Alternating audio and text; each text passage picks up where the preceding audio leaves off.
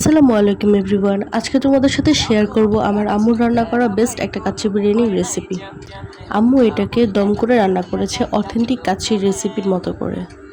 So প্রথমে আমরা মাটনটাকে marination করে নেব। মাটন ম্যারিনেশনের জন্য আমরা এখানে নিয়েছি আদা রসুন বাটা, পেঁয়াজ বাটা, টক দই ফেটানো আর একটা স্পেশাল মশলা রেডি করেছি। তো একটা হাঁড়ির মধ্যে মাটনগুলোকে দিয়ে দিলাম। এখন ফেটানো টক দই দিয়ে দিয়েছি। এখন 1 টেবিল চামচ করে রসুন বাটা এবং আদা বাটা দিয়ে দিলাম। এখন আমরা আমাদের স্পেশাল মশলাটা, বাটা মশলাটা রেডি করব। তার জন্য আমরা পেঁয়াজ বেরেস্তা করে নিয়েছি এবং এখন আমরা ওটার মধ্যে 1 টেবিল চামচের মতো পোস্ত দানা এবং আলমন্ড আর কিশমিশ দিয়ে দিলাম। এখন একটু পানি দিয়ে এটাকে ব্লেন্ড করে নেব সুন্দর মতো স্মুথলি। এখন এটা পুরোটাই আমরা এখানে দিয়ে দিলাম। এটা হবে হলো প্রায় 3 চামচের মতো। এখন আমরা এখানে পেঁয়াজ বাটা দিয়ে দিচ্ছি আর এবং আমাদের হোমমেড বিরিয়ানির মশলা দিয়ে দিলাম 3 চামচের মতো। দেন এই তো মরিচের গুঁড়া, লবণ আপনারা আপনাদের স্বাদ মতো দিতে পারেন এবং 2-3 চামচের মতো তেল দিয়ে আমরা এখন এটাকে সুন্দর মতো ম্যারিনেট করে নেব। আমরা এটাকে ওভারনাইট রেখে দিব। প্রায় 8 থেকে 9 ঘন্টা ম্যারিনেশন করা মাটনটাকে রেস্টে রাখবো। এখন আমরা বিরিয়ানির জন্য আলু সিদ্ধ করে নেব। একটা হাঁড়ির মধ্যে জাফরানি কালার এবং লবণ আর তেল দিয়ে আমরা আলুগুলোকে সিদ্ধ করে নিব। বিরিয়ানির চালটা রেডি করে নেব। তার জন্য আমরা এখানে নিয়েছি কিছু গোটা মশলা, দারচিনি, এলাচি, তেজপাতা, স্টার অ্যানিস। এখন আমরা বাসমতি চালগুলো দিয়ে দিলাম। বিরিয়ানির চালটা আমরা 80% মতো কুক করে নিব। পানিতে পরিমাণ মতো লবণও দিয়ে দিব। এখন আমরা যে হাঁড়িতে রান্না করব সেই হাঁড়িতে তেল দিয়ে দিলাম।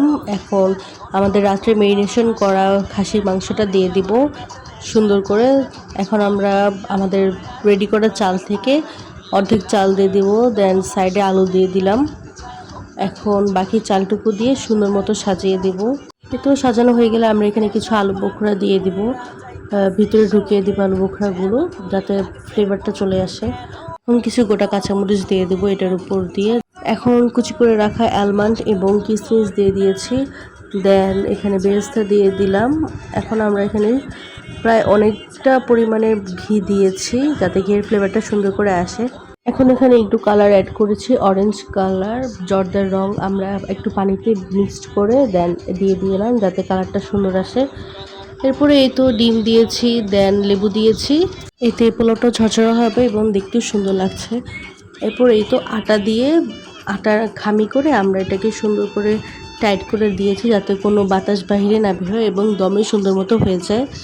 এই তো এখন রেডি হয়ে গেছে আমাদের স্পেশাল বিরিয়ানি, দম বিরিয়ানি।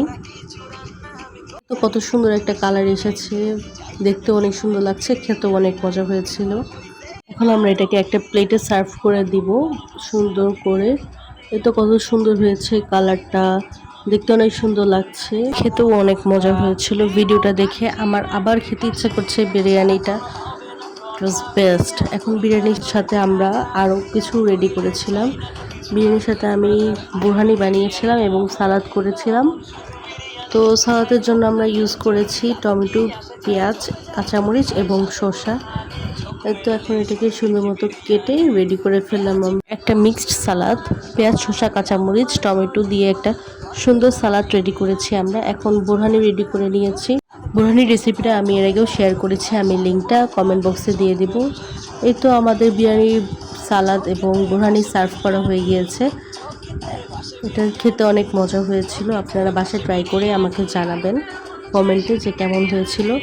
আপনারা যদি ভিডিওটা ফেসবুক থেকে দেখে থাকেন তাহলে প্লিজ পেজটাকে লাইক এবং ফলো করে দিবেন, এবং যদি ইউটিউব থেকে ভিডিওটা দেখে থাকেন তাহলে প্লিজ আমার চ্যানেলটা সাবস্ক্রাইব করে দিবেন এবং কমেন্টস করে জানাবেন যে আমাদের রেসিপিটা কেমন হয়েছে।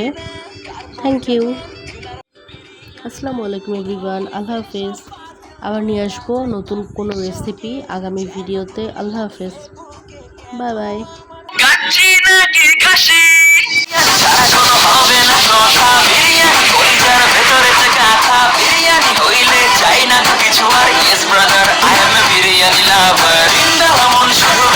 খেতে চায় হোক না তেল চর্বি তাতে কি আসে যায়, জমে যায় যদি হয় সাথে